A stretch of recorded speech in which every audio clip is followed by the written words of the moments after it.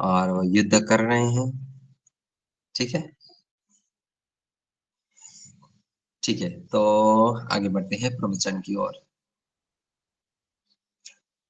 यदि हम दवाई लेना चाहते हैं तो यदि हम दवाई लेना चाहते हैं तो हमें दवाई पर लगे पर्चे के निर्देश अनुसार अथवा डॉक्टर के अनुसार लेना चाहिए। यदि हम दवाई लेना चाहते हैं तो हमें दवाई पर लगे पर्चे के निर्देश अनुसार अथवा डॉक्टर के निर्देश अनुसार लेना होगा। इसी प्रकार भगवत गीता को समझने के लिए भी हमें उसके वक्ता के निर्देश अनुसार स्वीकार करना होगा। इसी प्रकार भगवत गीता को समझने के लिए भी हमें उसके वक्ता के निर्देश अनुसार स्वीकार करना होगा। और भगवान श्री कृष्ण भगवत गीता के वक्ता है। न्यूयॉर्क 19 फरवरी 1966, 1966। हरि बोल। वक्ता माने कौन? वक्ता का अर्थ क्या है? वाचन करने वाला। जिन्होंने वाचन किया है, जिन्होंने ये बोला है, या जिन्होंने ये बोला है उसको तो मालूम होता है ना, तो सब कुछ जानकारी होता है ना, तभी तो बोलते हैं, ऐसे ही तो नहीं बोलते हैं। जैसे मैं बोलता हूँ, कुछ जानता हूँ तभी तो बोलता हूँ। या तो मूर्ख ज्यादा बोलता है, या तो ज्ञानी ज्ञान देने के लिए बोलता है। या तो बुद्धिमानी कुछ सिखाने के लिए बोलता है। कोई कुछ जानता है तभी बोलता है, या तो कुछ जानता है तभी बोलता है, या तो कुछ नहीं जानता है तब भी बोलता है। लेकिन एक ज्यादा बोलता है, एक ठीक ठाक बोलता है, बस यही फर्क है। ओके, ठीक है।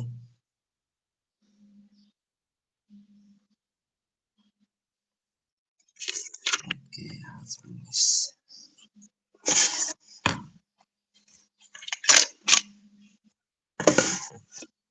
ठीक है। ओके, सही भक्त को बहुत बहुत धन्यवाद। तो एक काम करते हैं, हम सब लोग मिलकर एक बार हरे हरे कृष्ण महामंत्र का उच्च स्वर में जप करेंगे। तो सही भक्त लोग अपना वीडियो तथा ऑडियो ऑन कीजिए, पहले रेडी हो जाइए। उसके बाद पहले सब वीडियो ऑन करेंगे, मैं देखूंगा, उसके बाद ही हरे कृष्ण महामंत्र होगा। ओके, बहुत सारा भक्तों का वीडियो ऑन नहीं हुआ अभी तक।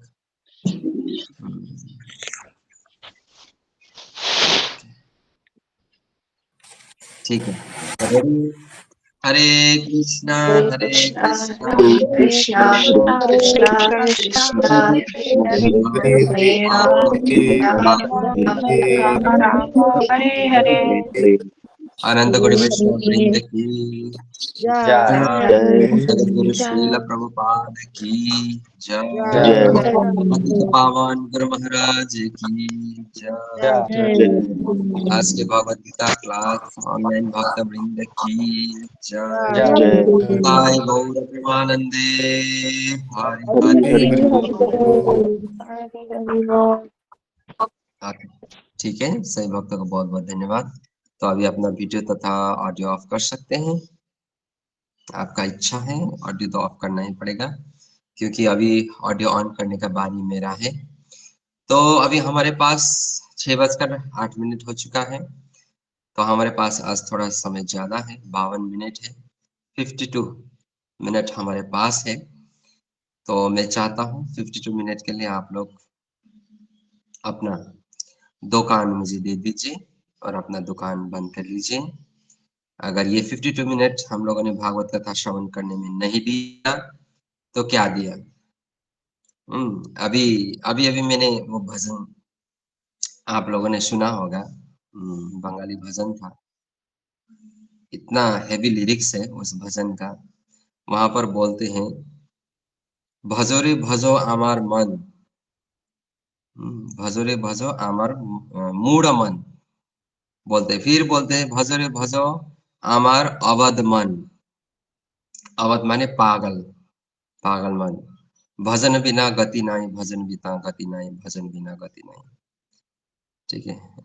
अरे ओ मूढ़ मन, भजन में मन लगाओ, भजन भजन करो, भजन करो, भजन करो। ऐसे बोलते हैं। ठीक है, तो हमारा मन को वहां पर क्या बोल रहे हैं, मूढ़ मन। ओरे आमार मूढ़ मन, भजन बिना गति नाय, भजो रे भज भाई। हम्म, तो इसीलिए हमारा मन क्या है, पागल है, मूढ़ है, कभी इधर कभी उधर भटकता रहता है, छटपटाट होता रहता है। मन का काम ही, मन का तो स्वभाव ही है चंचलता। बहुत चंचल है। अगर मन चंचल नहीं होगा तो फिर काम कैसे होगा? वो तो चंचलता तो उसका स्वभाव है, वो तो होगा ही होगा। मन इतना चंचल है, भजन साधन में मन नहीं लगता, लेकिन मन को लगाना पड़ेगा। ठीक है, ओके। हाँ, तो आगे बढ़ते हैं भगवत गीता की ओर। तो भगवत गीता को अभी हम लोग प्रणाम करते हैं।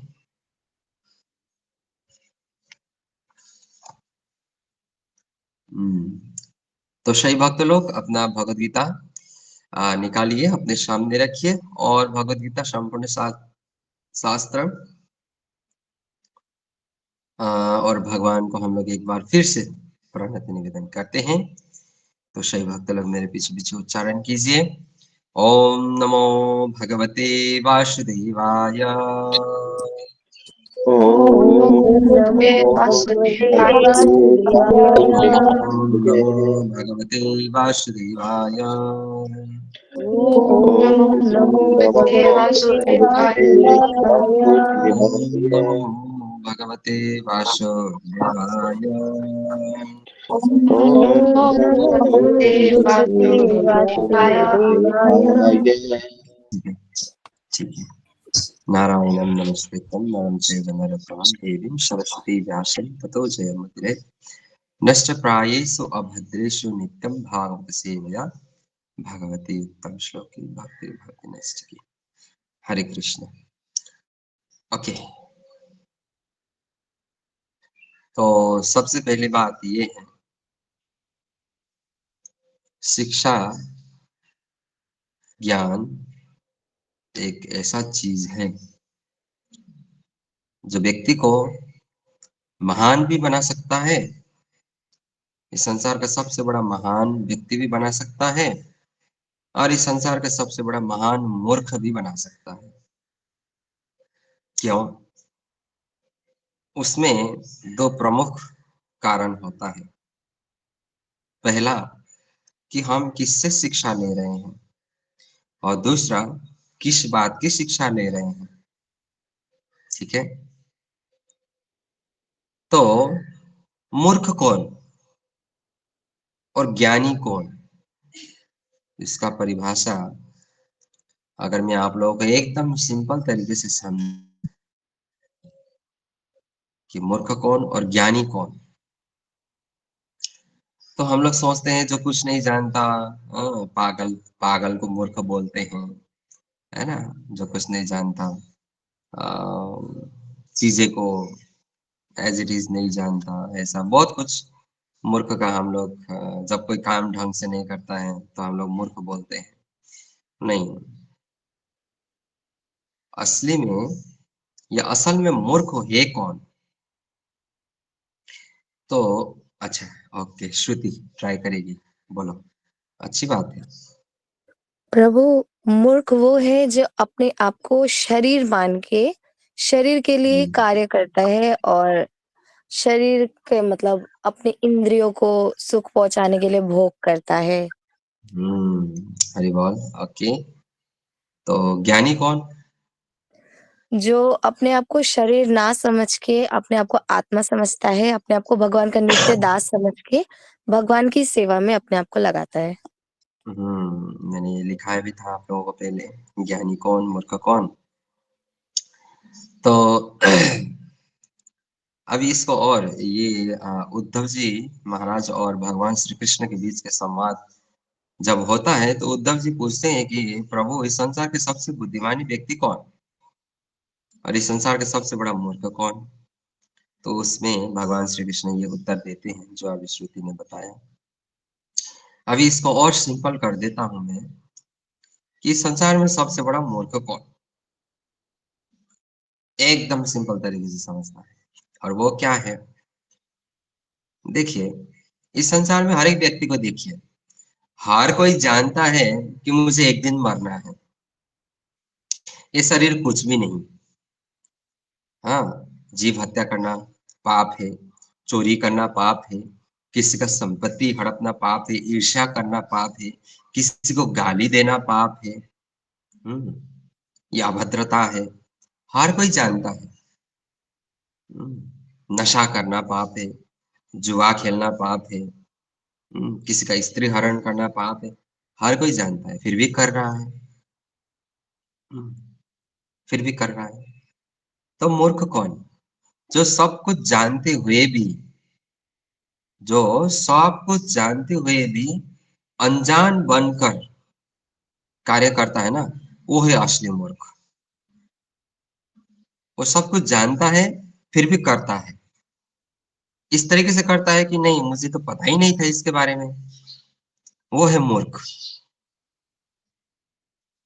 वो है एक नंबर का मूर्ख। बेचारा जो मूर्ख है, जिसमें बुद्धि की कमी है, बेचारा वो तो नहीं जानता, सचमुच में नहीं जानता, उसको हम मूर्ख नहीं बोल सकते। मूर्ख वो है जो सब कुछ जानते हुए भी करता है, वो है एक नंबर का पट्टा मूर्ख। और ज्ञानी कौन? जिसको एक बार समझा दे ये गलत है, तो उसी समय अच्छा ये गलत है तो गलत है, वो उसके बाद नहीं करता। वो है असली ज्ञानी।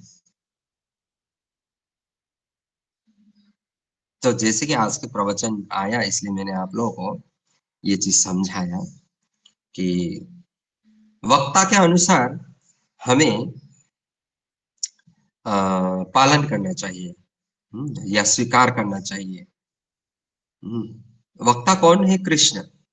कृष्ण भगवत गीता में हमें ज्ञान दे रहे हैं, ये सही है, ये गलत है, ये करो, ये मत करो। तो हमें स्वीकार करना चाहिए। कृष्ण बोल रहे हैं ये मत करो, ठीक है, नहीं करेंगे। कृष्ण बोल रहे हैं ये करो, तो हम लोग करेंगे। क्यों करेंगे और क्यों नहीं करेंगे? क्योंकि कृष्ण भगवान है। जैसे कल भी मैंने बताया, कृष्ण हमारे माता पिता है, कृष्ण हमारे स्वामी है, कृष्ण हमारे सब कुछ है। कृष्ण ने ही हम सबको बनाया।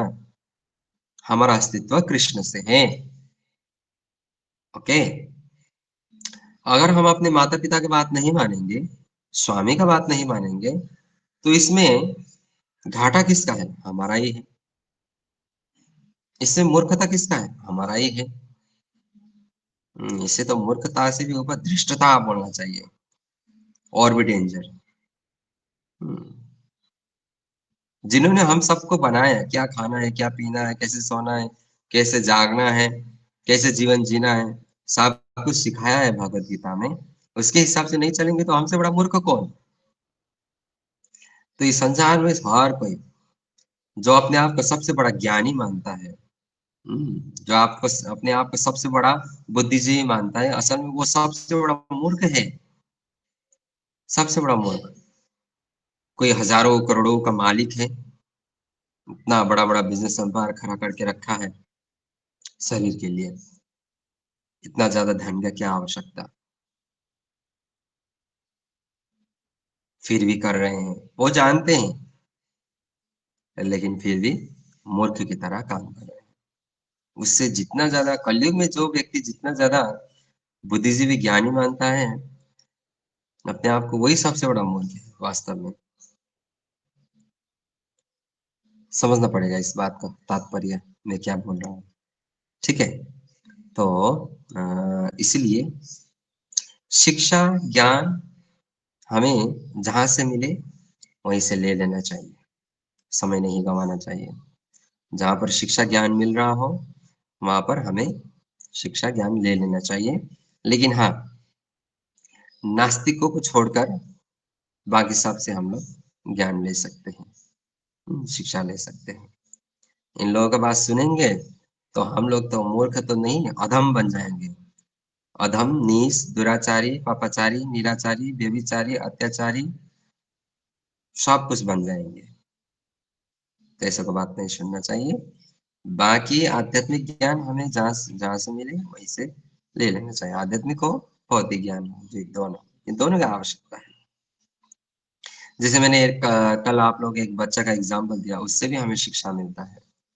एक वृक्ष से भी हमें शिक्षा मिलता है, नदी से भी हमें शिक्षा मिलता है।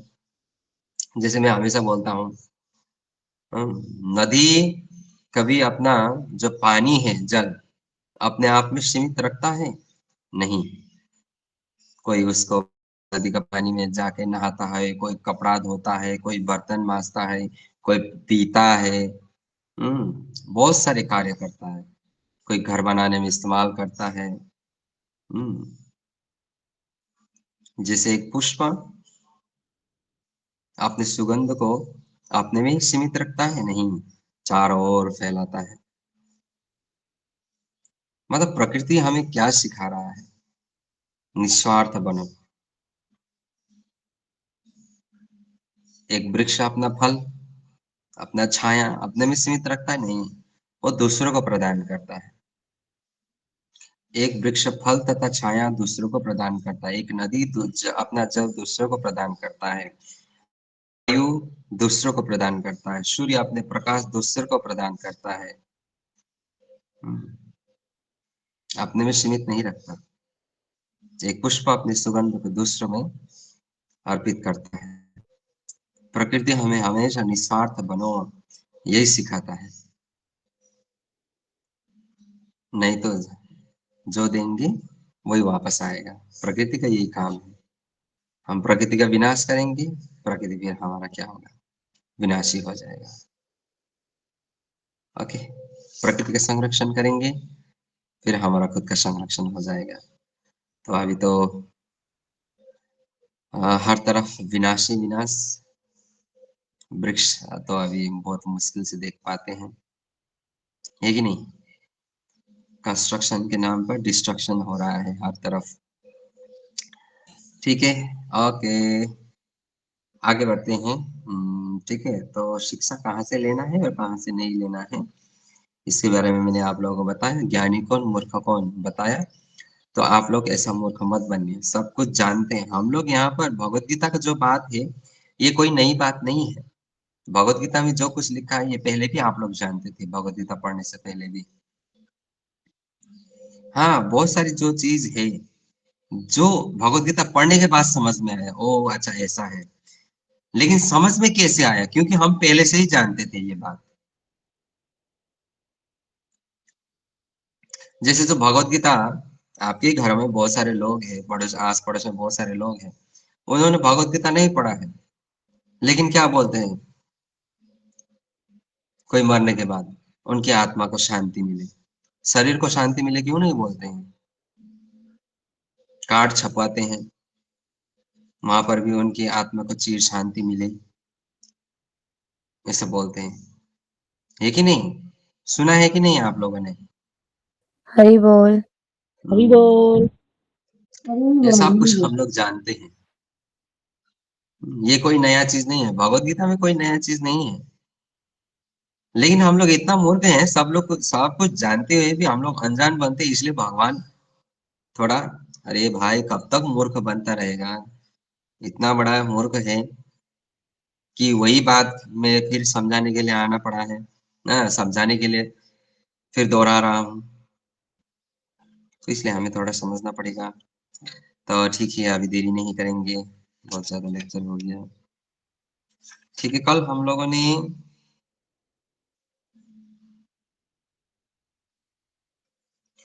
श्लोक नंबर 11 और 11 का रिवाइज किया। 12 मैंने पढ़ाया आप लोगों को कि जो भगवान को अर्पित किए बिना, या जो, क्योंकि ये संसार का प्रत्येक वस्तु भगवान का है, ये शरीर भगवान का, ये घर भगवान का, जो शास्त्र हम लोग पढ़ रहे हैं वो भी भगवान का, ये मोबाइल भगवान का, प्रकृति भगवान का, सब कुछ भगवान का।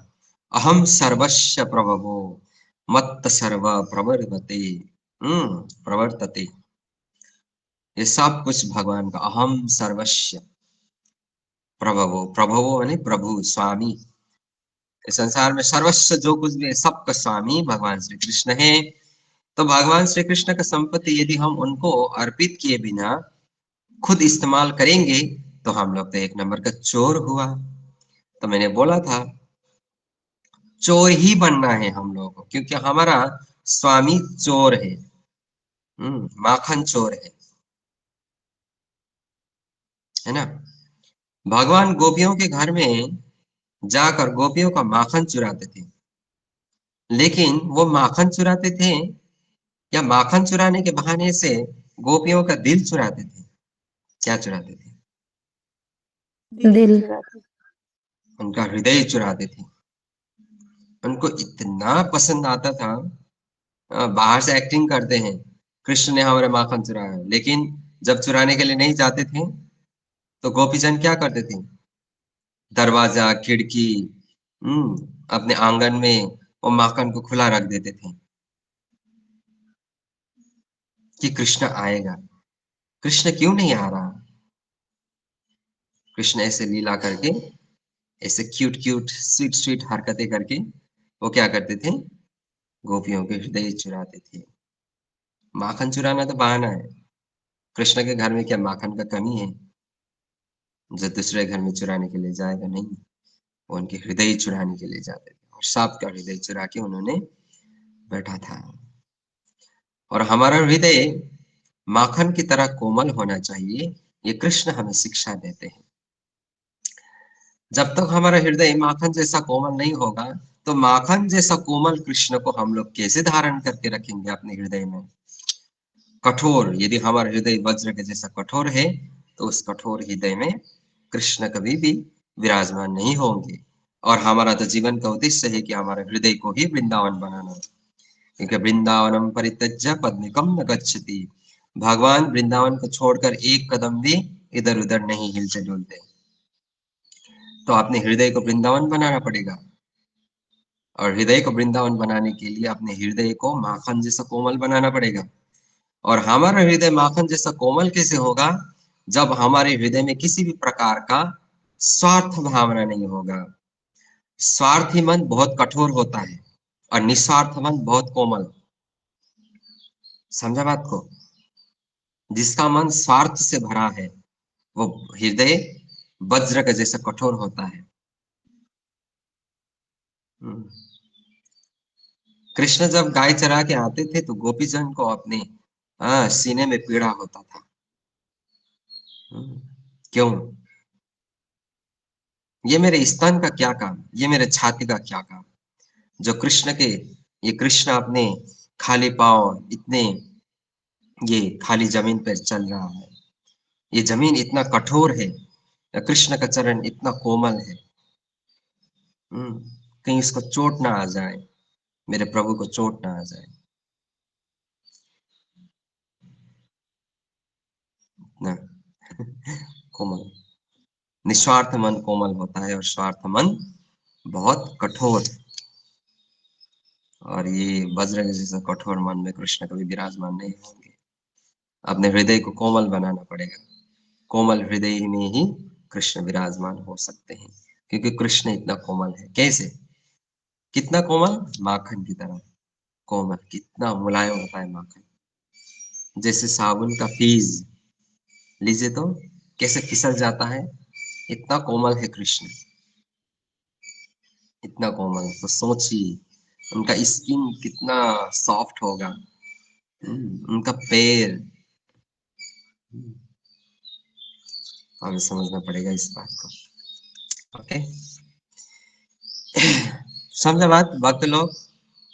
दाई प्रेमानंदे। हरी हरी ओके, और भगवत गीता क्या करता है? हम लोग बहुत स्वार्थी है, बहुत स्वार्थी। तो भगवत गीता अगर हम एज इट इज कृष्ण के निर्देश अनुसार, कृष्ण ने बताया अनुसार यदि हम लोग भगवत गीता को ग्रहण करेंगे, तो हमारा मन, हमारा हृदय निस्वार्थ हो जाएगा, और निस्वार्थ हृदय अपने आप कोमल हो जाएगा माखन की तरह। और कृष्ण फिर उस हृदय, माखन रूपी हृदय में लोटपोट होने के लिए, ग्रहण करने के लिए, चोरी करने के लिए आएंगे। और यही तो हम लोग चाहते हैं। ओके, तो ये हो गया चोर का गाथा। अभी हम लोग आगे बढ़ते हैं। श्लोक नंबर 13 मैंने किसको दिया था? ओके। और 14-15 भी रेडी रहिए। ओके, 13 पाठ शुरू करते हैं। हरे कृष्ण। भगवद गीता यथारूप अध्याय 3 कर्मयोग श्लोक संख्या 13। यज्ञशिष्टा निहा सन्तो मोचन्ते सर्वकल्विषा भुजन्ते ते तव अघं पापा ये पचन्ते आत्मा कारणात्। हरे कृष्ण हरे बोल। हरे कृष्ण। अभी ध्यान पूर्वक सुनिए, अपना अपना किताबें देखिए, पढ़िए। भगवान के भक्त सभी प्रकार के पापों से मुक्त हो जाते हैं, क्योंकि वे यज्ञ में अर्पित किए भोजन प्रसाद को ही खाते हैं। अन्य लोग जो अपने इंद्रिय सुख के लिए भोजन बनाते हैं, वे निश्चित रूप से पाप खाते हैं। अब हम लोगों का घर में तो हलवा बन गया, भगवान को भोग लग गया। चावल बन गया, भगवान को भोग लग गया। कोई सब्जी बन गया, भगवान को भोग लग गया। पूरी बन गया, भगवान को भोग लग गया। भगवान को भोग लगाए बिना तो हम लोग प्रसाद नहीं पाते, या तो अन्न नहीं पाते। हाँ, तो प्रसाद क्या होता है? पाप से मुक्त होता है। पाप मुक्त होता है प्रसाद। क्यों? क्योंकि उसको भगवान ने ग्रहण किया है। उसको भगवान ने ग्रहण किया है, क्योंकि वो भगवान का उच्छिष्ट है।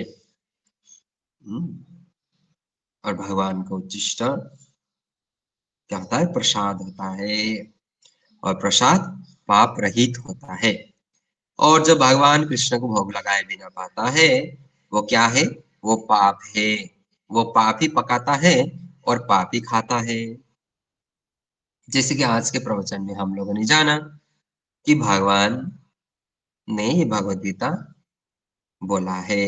अभी भगवान बोल रहे हैं कि तुम बिना मुझे अर्पण किए खाओगे तो पाप खा रहे हो। जो कुछ भी बना रहे हो, पाप बना रहे हो और पाप ही खा रहे हो। भगवान को अर्पित करके खाएंगे, पाप रहित हो जाएंगे। उसमें कर्म दोष नहीं लगेगा। अ, अगर दूसरे भाषा में बोला जाए तो जो प्रसाद होता है, ये कर्म फल मुक्त होता है। ठीक है? जैसे हम लोग भगवान को अर्पित किए बिना हम लोग खाएंगे, तो मेरा भी वहां पर कर्म फल होगा। और जो अन्न उगाने में जितने व्यक्तियों ने वहां पर कार्य किया है, जिन्होंने लेके आया है, कमा कर लेके आया है, जो सबका कर्म फल वहां पर होगा, उसको मैं भोग करूंगा, खाऊंगा। इसलिए फिर से मेरा जन्म होगा। हम्म तो इसलिए अ, ये एक हमें हमारे जीवन में ये एक नियम बनाना चाहिए। कैसा नियम? जैसे अन्न, ये जैसे रोटी, साग, सब्जी, जो कुछ भी हो, अन्न खाना, हम लोग अगर कम शब्दों में बोले तो खाना जो होता है, हम लोगों को हर कहीं जाके किसी के भी हाथ से नहीं खाना चाहिए। चाहे वो भक्त हो या अभक्त हो, ये रूटीन बनाना चाहिए हम लोग को। कहीं भी गया, दे धड़ाम से अच्छा अच्छा भोजन बनाए, मिष्टान मिष्टान बनाएंगे, खाएंगे, नहीं, ऐसा नहीं। कोई चुनिंदा होना चाहिए व्यक्ति, जिनके घर में जाकर आप लोग खाना खाएं पाए। ठीक है? क्योंकि यहाँ पर सब मन का खेल है, मन। जैसा अन्न वैसा मन, हम लोगों ने तो सुना ही है। क्योंकि अन्न में क्या होता है, जो पकाने वाला जो होता है, उसका भाव वहां पर चला जाता है। जैसे मैं हमेशा एक एग्जांपल देता हूँ। जैसे एक व्यक्ति को, जैसे एक लड़का है, उसके सामने दो अलग अलग प्रकार के खाना रख दिया जाए। एक खाना है बाहर का, एक खाना है घर का, उसके अपनी माँ के हाथों का बनाया हुआ, और एक खाना है बाहर का। उसको खिलाइए दोनों खाना, वो फटाक से पहचान जाएगा कि माँ का बनाया हुआ हाथ का खाना कौन सा है और बाहर का खाना कौन सा है। पहचानेगा कि नहीं? आप लोग पहचानते हैं ऐसे? मैं तो फटाक से पहचान लेता था, सूंघ के ही पहचान लेता था। वो सेंट से ही पता चल जाता है ये मम्मी ने बनाया है, हाँ ये दादी ने बनाया। मुझे तो सेंट से ही पता चल जाता था, क्योंकि मेरा बचपन में हर चीज सूंघ कर खाने का आदत था। क्योंकि मेरा मम्मी बहुत चालू थी, मैं घी नहीं खाता हूँ, तो वो क्या करती थी, वो खाना के अंदर कहीं कहीं ऐसे घी डाल के, जैसे रोटी में और जो आटा के अंदर गूंदने के टाइम वो घी डाल देती थी। तो इसलिए मैं पहले से सुनता था घी है कि नहीं है, घी है तो मैं साइड में कर देता था। मेरा नानी जी ऐसा नहीं करती थी, लेकिन बस मुझे पसंद नहीं तो वो नहीं देती थी, लेकिन मम्मी थोड़ा चालू काम करती थी कि ये खाएं, तो इसलिए फटाक से मैं सूंघ लेता था। कि मम्मी ने कोई चालाकी किया है कि नहीं, ठीक है। और जब नानी बनाकर देती थी तो एकदम निश्चिंत होकर फटाक से पता चल जाता है, चबाने की भी जरूरत नहीं, देखने से, किसी को तो देखने से ही, किसी को तो सूंघने से ही कौन किचन में है, ये सेंट बाहर से ही पता चल जाता था। तो देखिए कैसे वहां पर सब भाव का खेल है, पकाने वाला हो भाव का खेल। तो इसलिए हम लोग हर किसी के घर में जाकर अन्न पानी नहीं खाना चाहिए, चाहे वो भक्ति जीवन में हो या भक्ति जीवन में ना हो। बहुत चुनिंदा घर होना चाहिए जहां पर जाके हमें अन्न ग्रहण करना चाहिए। हाँ, हम लोग क्या करते हैं, वो लोभ में आ जाते हैं ना, लालच में आ जाएंगे, खा जाएंगे। मैं तो ये अपने आप को इस तारीफ करना नहीं, वो नहीं कर रहा हूँ, बस आप लोगों को एग्जाम्पल दे रहा हूँ। मैं तो बचपन से ही, मतलब शायद मैंने बचपन में भी 3-4 घर में ही खाया होगा अलग अलग, वो भी एक मामी, एक नानी और एक बड़े मम्मी, बस यहीं पर। जहाँ पर ये मीट मछली ज्यादा बनता था मैं वहां पर खाता ही नहीं था, वहां से भाग जाता था। भाग के फिर घर जाके, नानी के घर जाके मैं नानी को बोलता था कि नानी वहां पर मीट मछली बना रहा है, मैं वहां नहीं खाऊंगा, मुझे यहीं पर बना दीजिए। तो नानी डांटती थी, तो इतना दूर भाग के आया। तो बोलना चाहिए था, मैं पहले ही बोल देता उनको, फोन करके ऐसा बोलती थी। तो ऐसा था। तो ये रूटीन सबको, मतलब ये नियम सबको अपनाना चाहिए। हर किसी के घर में जाके, कोई तो चोरी करके, कोई तो डाकू, कोई तो किसी को लूट-पाट करके धन कमाने का वो होता है उन लोगों का, हाँ, चोरी डकैती करता है।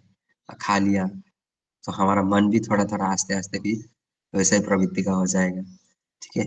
हमें प्रवृत्ति नहीं, निवृत्ति अपनाना है, ठीक है? प्रवृत्ति अच्छा वाला अपनाना है और निवृत्ति जो है बुरा वाला तुरंत छोड़ देना है। तो ये भी एक है, इसलिए भगवान बोलते हैं मुझे भोग लगाओ, पाप मुक्त हो जाओ और खा जाओ, सिंपल सी बात। ओके, श्लोक नंबर 14, 14 किनका है? ओके, कौन? सुशांत और सुदेवी। जी प्रभु। हरे ओके, कृष्णा। जो पाठ करते हैं उनका वीडियो ऑन होना चाहिए।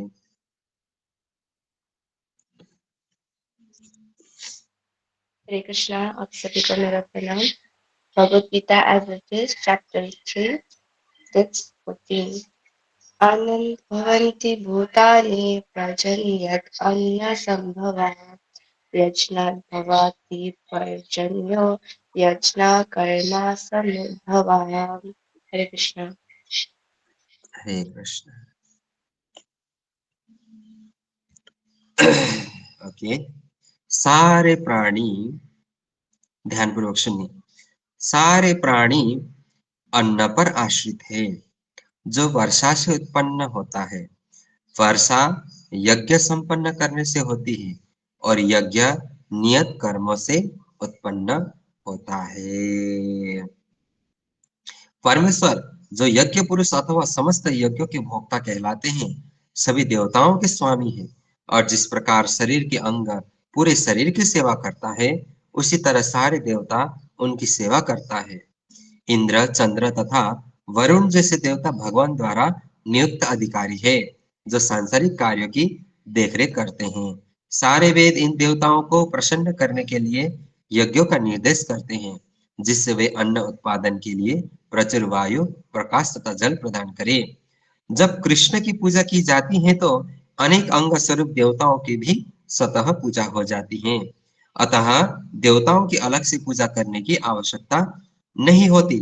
इसी हेतु कृष्ण भावना भावित भगवत भक्त सर्वप्रथम कृष्ण को भोजन अर्पित करते हैं और तब खाते हैं। यह ऐसी विधि है जिससे शरीर का आध्यात्मिक पोषण होता है। कितना सरल बात, है कि नहीं? यदि हम भगवान को भोग लगाकर वो अन्न पाते हैं तो अन्न अन्न नहीं रह जाता, वो अमृत, रसामृत हो जाता है, वो प्रसाद बन जाता है। और प्रसाद जब हम लोग पाते हैं तो हमारा शरीर भी आध्यात्मिकता से पोषित हो जाता है, और वो तो पोषित होता ही है, हमारा जो आत्मा है, हमारा जो अंतःकरण है, हमारा जो हृदय है, हमारा हृदय का भी शुद्धिकरण होता है, हमारा मन का भी शुद्धिकरण होता है, और साथ साथ हमारा आत्मा भी पोषित हो जाता है, प्रसन्न हो जाता है। प्रसाद का ये प्रभाव है, प्रसाद का ये महिमा है, प्रसाद का ये महात्मा है। प्रसाद ग्रहण करने का कोई मामूली चीज नहीं है। तो वेद क्या बोलते हैं? यदि इंद्र का पूजा करेंगे तो इंद्र समय पर वर्षा, वायु, जैसे वायु, चंद्र, ये बृहस्पति बोलना, जितने भी जो दूसरे देवता, किन्नर, गंधर्व, किन्नरी, जो कुछ भी है, हाँ, सब देवराज इंद्र, क्योंकि वो देवताओं के राजा है। और सूर्य, चंद्र, कुबेर, यक्ष, गंधर्व, हाँ, ये सब कुछ जो है सब इंद्र के अंदर अंडर काम करता है। यदि कोई इंद्र का पूजा करता है तो इंद्र क्या करता है? वरुण देव को समय पर वर्षा करो, सूर्य देव को समय पर प्रकट हो जाओ, चंद्र देव को समय पर हम्म पोषित करो, वनस्पतियों को जो रात्रि में होता है, ये सब कुछ वो आज्ञा देते हैं। लेकिन यदि हम कृष्ण की पूजा करते हैं तो कृष्ण यानी कि जो सभी देवताओं के, इंद्र का भी वो स्वामी है, इंद्र का भी स्वामी। इंद्राणी व्याकुलम लोकम मृडयन्ति युगे युगे। जब इंद्र का दुश्मन इंद्र से भी ज्यादा जब पावरफुल हो जाता है और तीनों लोकों में हाहाकार मचाता है, तब कृष्ण, इंद्र का स्वामी कृष्ण, इस संसार में प्रकट होते हैं इंद्र का दुश्मन को खत्म करने के लिए। मृडयन्ति युगे युगे, ये है। तो इंद्र का भी स्वामी है कृष्ण। इंद्र, चंद्र, सूर्य, वरुण, ये इत्यादि जितना भी देव देवी हैं, ये सब भगवान श्री कृष्ण का शरीर का अलग अलग अंग है। जैसे भगवान बोलते हैं, ये दाएं और बाएं जो मेरे आंखें हैं, ये एक सूर्य है, एक चंद्र है। प्रभास्मि शशि सूर्ययो। एक चंद्र, एक सूर्य, तो अलग अलग अंग है। ठीक है।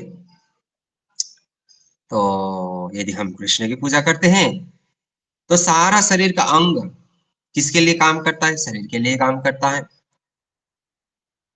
अलग अलग अंग।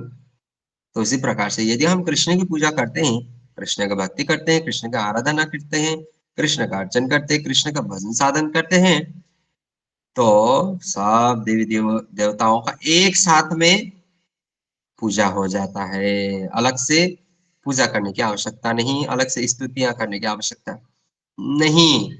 केवल एक कृष्ण को पकड़ने से ही सब कुछ हो जाता है, सबका पूजा हो जाता है। और कलयुग में कृष्ण को पूजा कैसे होता है? हरि हरे नाम कृष्ण, संकीर्तन। कृष्ण कृष्ण हरे हरे, हरे राम, राम राम हरे हरे। कृष्ण का नाम जप ही कृष्ण का पूजा है कलयुग में। अब पहले के टाइम द्वापर युग में उनका विग्रह पूजा होता था हेवी रूप में, उससे पहले यज्ञ होता था, उससे पहले तपस्या होता था। लेकिन कलयुग में केवल कृष्ण का नाम जप, ये कृष्ण का पूजा आराधना सब कुछ है। और कलयुग में हरिनाम, केवल हरिनाम ही समय पर वर्षा कराएगा, ये सब कुछ कराएगा। इसलिए जगह जगह पर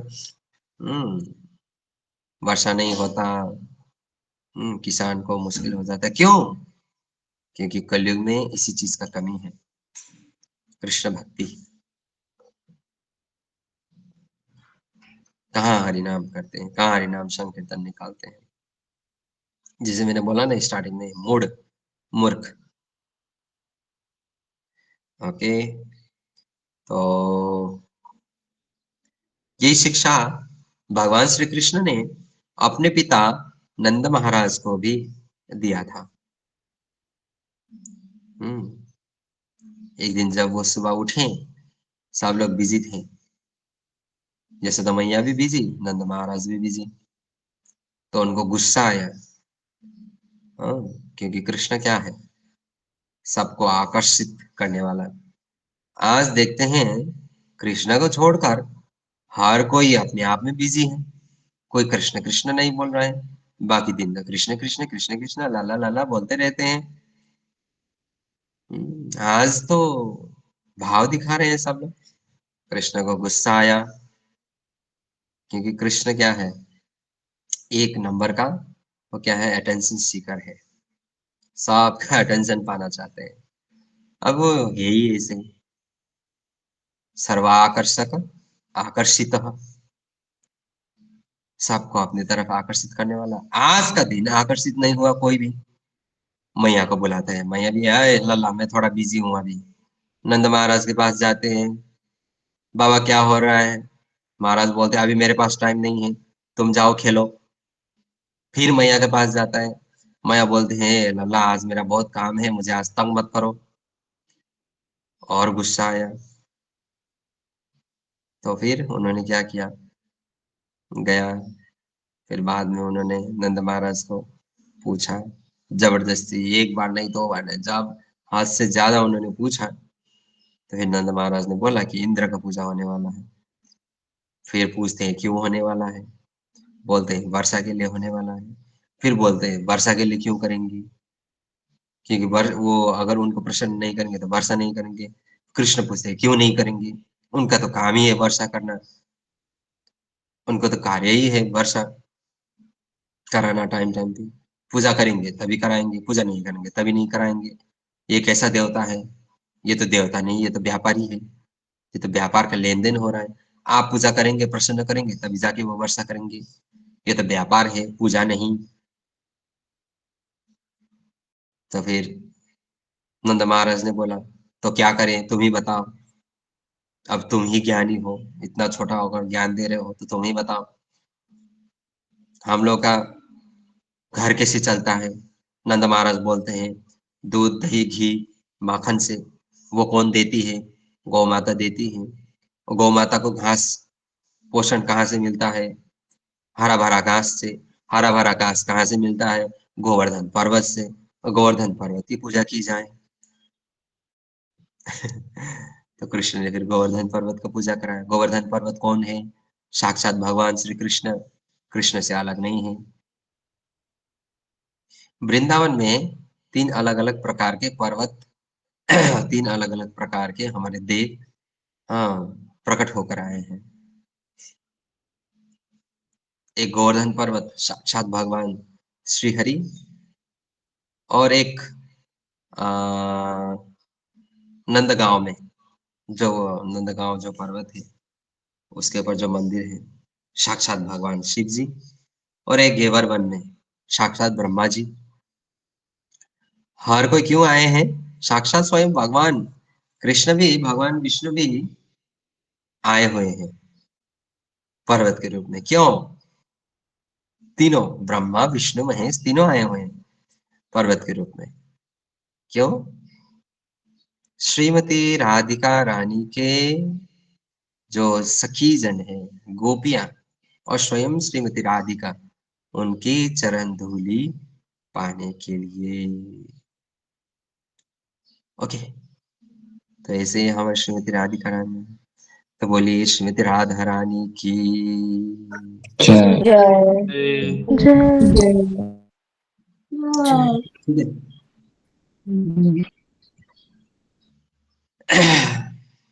इसलिए राधा रानी के बिना कृष्ण अधूरा है। जैसे ये भगवत गीता का किताब, कृष्ण सादा पन्ना है। आओ, श्रीमती राधिका रानी क्या है, वो सादा पन्ना है, और कृष्ण उसमें लिखा हुआ शब्द। तो सादा पन्ना के बिना कालाक्षर दिखाई देगा, नहीं दिखाई देगा। तो राधा रानी इसी प्रकार से लेकिन हम लोग ज्यादा ध्यान किस में देते हैं? सफेद पेपर में देते हैं या काला अक्षर में देते हैं? काला अक्षर। हाँ, राधा रानी ऐसे ही कार्य करती है। वो हमेशा कृष्ण को आगे बढ़ाती है, उनके महात्म्य बढ़ाती है। जैसे जब हम किताब पढ़ते हैं तो अक्षर में ज्यादा, सेंटेंस हो, वर्ड हो, लाइन हो, उसमें ज्यादा ध्यान देते हैं। वो पेपर में ध्यान नहीं देते। पेपर क्यों? राधा रानी ऐसे ही सूक्ष्म रूप में कृष्ण की सेवा करती हैं। कभी चीखती नहीं है कि मेरे कारण मैं सेवा कर रहा हूँ, मैं सेवा कर रहा हूँ। ऐसे नहीं, उनकी सेवा दिखाई देती है स्वतः ही, अक्षर के रूप में। ठीक है, ये है श्रीमती राधा रानी का भूमिका। कितने महान तरीके से वो सेवा करती हैं और श्रेय भी नहीं लेती, लेकिन उन साफ दिखाई देता है। हम्म, काला अक्षर तभी दिखाई देगा जब सफेद पन्ना होगा। हम्म, तो ये है कृष्ण की शक्ति और स्वयं कृष्ण। शक्ति के बिना कोई शक्तिमान हो सकता है? नहीं। जैसे ये अक्षर क्या है? शक्तिमान, शक्ति। एक शक्ति, ये देख कैसे दिखाई दिया? कैसे दिखाई दिया? अभी तो बोला कैसे दिखाई दिया। शक्ति।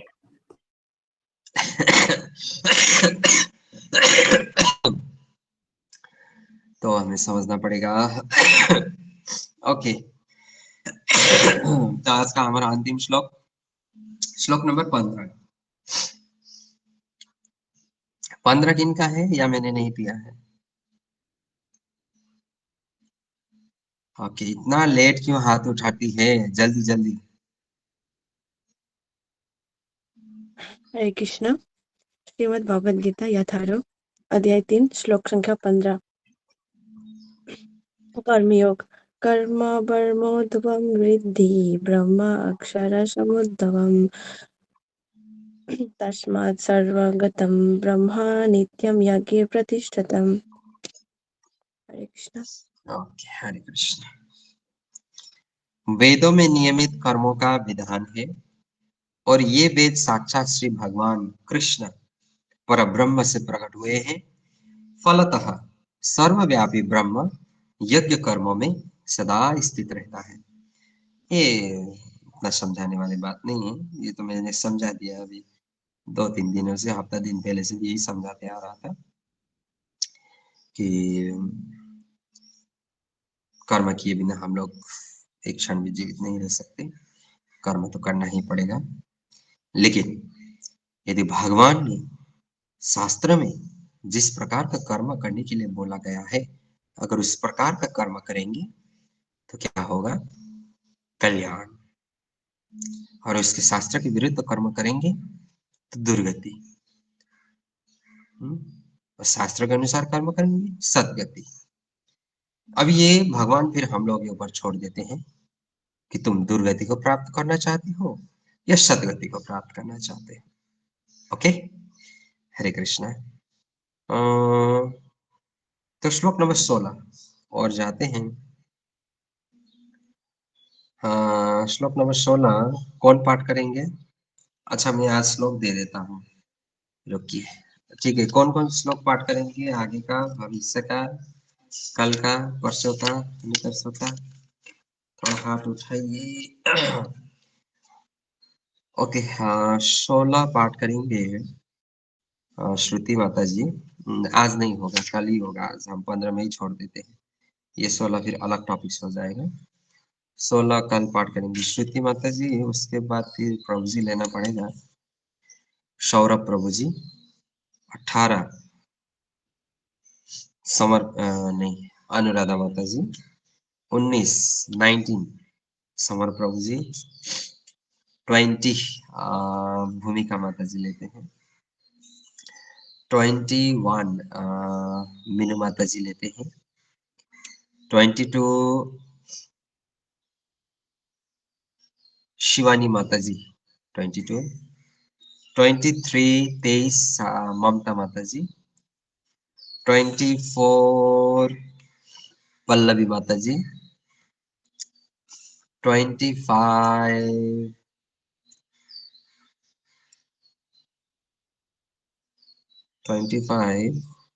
निकिता माता जी, 26 मौसमी माता जी। ओके, 26 तक लेते हैं, फिर नहीं तो आप लोग फिर अपना नंबर भूल जाएंगे और ज्यादा देंगे तो। ओके, तो हम लोग कल 16 से पाठ शुरू करते हैं। आज 15 में हम लोग विश्राम देते हैं। तो आज 13, 12, 13, 14, 15 टोटल 3-4 श्लोकों को लेकर अगर किसी को कुछ डाउट है, क्वेश्चन है, प्रश्न है, कंफ्यूजन है, तो पूछ सकते हैं, या अगर कोई दूसरा कोई क्वेश्चन है तो भी पूछ सकते हैं। कुछ डाउट वगैरह है तो पूछ सकते हैं, अगर नहीं है तो हम लोग क्लास को विश्राम देते हैं। ठीक है, आज का बात आप सभी को समझ में आया? हरि बोल। हरि बोल। हरि हरि बोल।